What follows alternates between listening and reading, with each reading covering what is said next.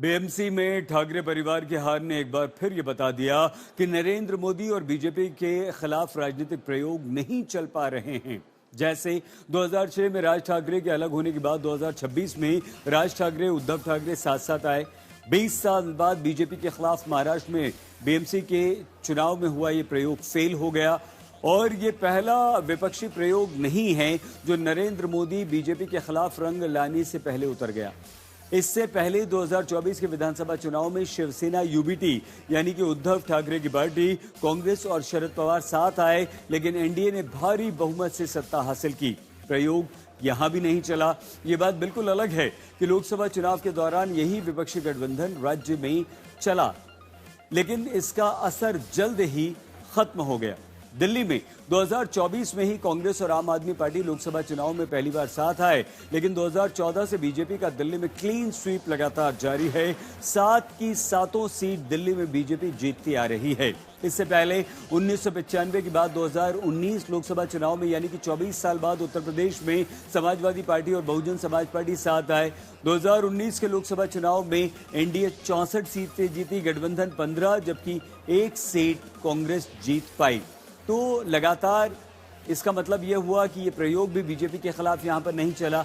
उसके बाद 2017 में उत्तर प्रदेश में कांग्रेस समाजवादी पार्टी पहली बार एक साथ आए। उत्तर प्रदेश के 2 लड़के वाला नारा यहां पर लगा, लेकिन एनडीए 325 सीटें जीतकर सरकार बनाने में सफल रही। 2 लड़कों का फॉर्मूला चुनाव में विपक्ष को सत्ता नहीं दिला पाया। हालांकि यहां अब 2024 में उत्तर प्रदेश के भीतर जरूर सीटें बीजेपी से अधिक मिली, इसी फॉर्मूले को मिली, लेकिन क्या आगे 2027 में इसी प्रयोग को फिर से बीजेपी के खिलाफ विपक्ष दोहरा पाएगा?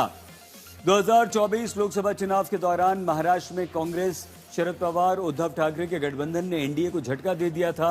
48 में से 30 लोकसभा सीटें तब विपक्ष जीत गया था, लेकिन दिल्ली में नरेंद्र और मुंबई में देवेंद्र का नारा देने वाले पीएम के विश्वास को बहुत जल्द फिर से देवेंद्र फडणवीस मजबूत करने में जुट गए और परिणाम यह रहा कि अब मुंबई से नागपुर तक, पुणे से नासिक तक, नागपुर से सोलापुर तक केवल बीजेपी का परचम लहरा रहा है।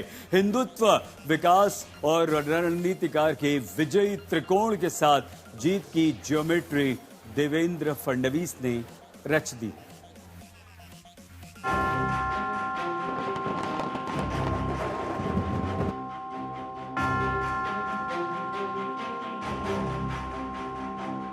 जीत महाराष्ट्र में हुई, विजय की आतिशबाजी मुंबई से 1600 किलोमीटर दूर रांची में बीजेपी के दफ्तर के बाहर होती है। ये वीडियो दिखाकर बताना जरूरी है कि 2026 की शुरुआत में ही बीजेपी को महाराष्ट्र में मिली जीत के पटाखे दूर तक चल रहे हैं, तो इसका क्या सियासी मनोवैज्ञानिक असर बंगाल और असम के चुनाव तक नहीं पहुंचेगा? और अगर पहुंचेगा तो फिर महाराष्ट्र की इस जीत के नायक वो देवेंद्र फडणवीस है, जिनके लिए प्रधानमंत्री तक कहते रहे नरेंद्र और देवेंद्र मतलब 1 और 11। दिल्ली में आपने नरेंद्र को फिर से बिठा दिया, अब महाराष्ट्र में देवेंद्र को भी उसी ताकत से दोबारा बिठाए। दिल्ली में नरेंद्र और मुंबई में देवेंद्र, ये नरेंद्र देवेंद्र का ये फॉर्मूला बीते 5 वर्षों में सुपर हिट रहा है, सुपर हिट। देवेंद्र और नरेंद्र जब साथ खड़े होते हैं तो 1+1 2 नहीं होता है। नरेंद्र और देवेंद्र जब साथ खड़े होते हैं तो 11 हो जाता है, 11 हो जाता है।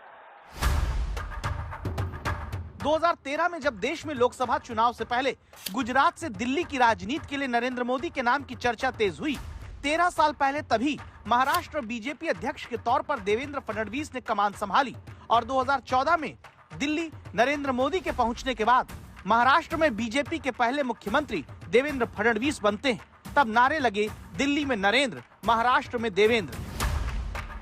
महाराष्ट्र को एक बहुत बड़ी भेंट सौगात दी है। नागपुर के लोगों ने महाराष्ट्र को बहुत बड़ी भेंट सौगात दी है। वो भेंट सौगात का नाम है देवेंद्र फडणवीस। महाराष्ट्र के सबसे ज्यादा घोटालों को जनता के सामने खुले में लाने का अगर सफल प्रयास किसी ने किया है तो देवेंद्र फडणवीस ने किया है। एक सच्चे जनप्रतिनिधि ने कहा है, जितनी बधाई मैं देवेंद्र जी को देता हूं, उससे ज्यादा देवेंद्र को जनप्रतिनिधि बनाने वाले नागपुर की जनता को देता। इसी भरोसे के साथ देवेंद्र फडणवीस जब 2014 में महाराष्ट्र में पहली बार मुख्यमंत्री बने तो 49 साल बाद प्रदेश में कोई मुख्यमंत्री 5 साल का कार्यकाल पूरा कर पाया। जमकर टिककर खेलने की राजनीति के माहिर देवेंद्र फडणवीस ने इस बार भी महाराष्ट्र में मिली चुनौती को स्वीकारा, पार्टी को जीत दिलाई। तो इसकी वजह 3 है: हिंदुत्व की धार, विकास की रफ्तार और मंझे हुए रणनीतिकार। ये वो 3 तीर हैं जिसके साथ देवेंद्र फडणवीस का हर निशाना सटीक लगता आ रहा है।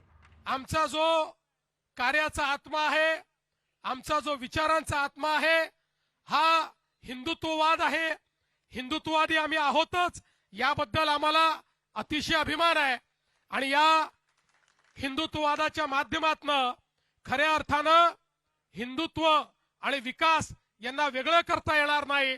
आणि म्हणून मला असं वाटतं की आज हा जो काही आमचा आत्मा आहे, या आत्म्यानेच आम्हाला जनसामान्यांपर्यंत पोहोचवलेला आहे। जसं मी वेळोवेळी सांगितलं, आम्ही संकुचित हिंदुत्व मानणारे लोक नाही आहोत, आम्ही व्यापक हिंदुत्व मानणारे लोक आहोत। आमच्या हिंदुत्वामध्ये सगळ्यांचा समावेश आहे। जो जो या भारताच्या संस्कृतीला आपली संस्कृती समजतो, भारतीय प्राचीन जीवन पद्धतीला जो आपली जीवन पद्धती मानतो, त्याची पूजा पद्धती काही असली तरी त्या सगळ्या लोकांना आम्ही आमच्या हिंदुत्वाच्या व्याख्येमध्ये या ठिकाणी घेतलेला आहे। विकास का बैट हाथ में लेकर हिंदुत्व की पिच पर महाराष्ट्र में आरएसएस के पुराने पसंदीदा राजनेता देवेंद्र फडणवीस हमेशा तेज बैटिंग करते आ रहे हैं। इसका उदाहरण विधानसभा चुनाव में दिख चुका है, जब वोट जिहाद देवेंद्र फडणवीस ने याद कराया। फिर वोट जिहाद के बदले वोट से ही धर्म युद्ध की बात की। बटोगे तो कटोगे नारे को जरूरी कहा। अजित पवार ने जब विरोध किया तो कहा नारे का मतलब बाद में समझ आएगा।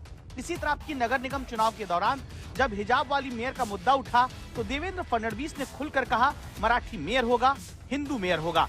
मुंबईचा महापौर महायुतीचाच होणार, मुंबईचा महापौर हिंदूच होणार आणि मुंबईचा महापौर मराठीच होणार।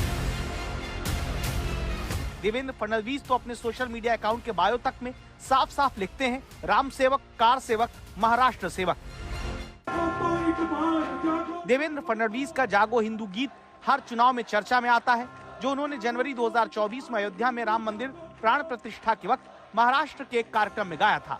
जागो तो एक बार, जागो जागो तो, जागो तो एक बार हिंदू जागो तो।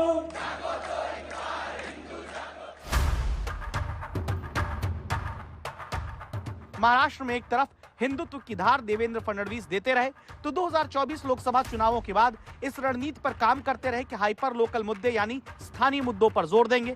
इसलिए बीजेपी गठबंधन ने 29 पॉइंट का घोषणा पत्र तक दिया, जिसमें सफाई, स्वास्थ्य, शिक्षा, महिला सुरक्षा पर फोकस रहा, जबकि मुंबई में मराठी के मुद्दे पर ज्यादा ध्यान राज और उद्धव ठाकरे देते रहे।